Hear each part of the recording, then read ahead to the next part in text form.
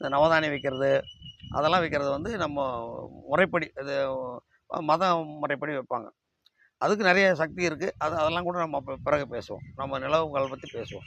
அப்படின்னா இந்த தாண்டி போகிறதுக்கான நிலவுகள் மரத்தில் இருக்கணும் ஒன்று. ரெண்டாவது பார்த்தீங்கன்னா உள் நிலவுகள் இருக்குது. உள்படியெல்லாம் இருக்குது பார்த்தீங்களா?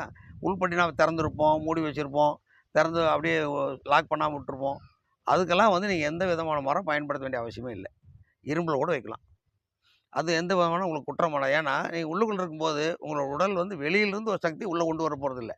உள்ளே இருக்கிற சக்தியாவது நீங்கள் ஆளுமை பண்ண போகிறீங்க. வெளியிலேருந்து வரும்போது மட்டும்தான் தலைவாசலுக்கு நீங்கள் நான் சொல்ல மரம் வேணும்.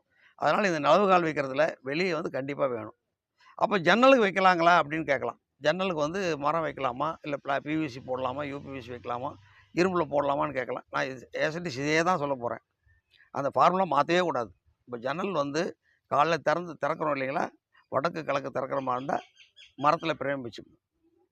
திறக்கலையா, அது வடக்கு வாசலில் தெற்கு வாசல் தெற்கு மேற்கு தான் இருக்குன்னா நீ வேண்டியதே இல்லை, எது வேணால் வைக்கலாம். ஏன்னா அதுக்கு வந்து எந்த சக்தியும் கிடையாது. கிழக்குலேருந்து உத்தராயணத்திலும் தட்சாயணத்திலும் போகும்போது திறக்கக்கூடிய அந்த இதில் வந்து இந்த மரத்தினுடைய தன்மை வந்து உள்ளே வரும். மரம் அப்படியே சூடாகும். மரம் சூடாகும்போது அதில் ஒரு மரம் வாசம் அடிக்கும். அது நான் முதல்ல சொன்ன மாதிரி மரம் வந்து உடனே வாசம் அடிக்குமானா வீட்டில் அடிச்சுட்டு தான் இருக்கும், நமக்கு தெரியாது. இந்த புது இடங்களுக்கு போகும்போது அந்த இடத்துல வாசம் அடிக்கும். அந்த வாழ்ந்துட்டு இருக்கிறவங்களுக்கு அடிக்காது. அந்த மாதிரி இது பழகிரும். பழகினா கூட அந்த மரம் வாடகை நமக்கு பழகிரும். அதனால் தெரியாது. நீங்கள் வந்து இந்த மாதிரி ஃபாலோ பண்ணிங்கன்னா ஜன்னலும் அப்படி வைக்கலாம். ஒரு வீட்டுக்கு வந்து கணவன் மனைவி இருந்தாங்கன்னா 2 பேருக்கும் 4 வாசல் இருக்குது. பெண்களுக்கு 2 வாசலும், ஆண்களுக்கு 2 வாசல் இருக்கும். ஒரு 4 திசையில் 2 பெண் வாசல் 2, ஆண் வாசல் 2. அப்படின்னா ஏன் இந்திரனும் முருகனும் உள்ள வாசல் வந்து கிழக்கு தெற்கும். அதனால தான் 2 ஆண் வாசல்னு சொன்னேன். வடக்கு துர்க்கையும் மேற்க பார்வதியும் இருக்கிறதுனால அது பெண் வாசல். இப்படி சாமியை சொன்னோம்னா ஈஸியாக புரிஞ்சுக்கிறாங்க.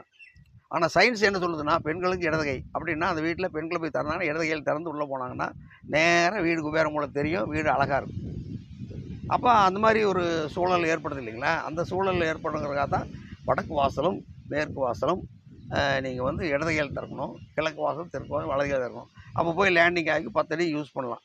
இது தான் வந்து அந்த நுழைவாயில் வைப்பதற்கான ஒரு அணுகுமுறை.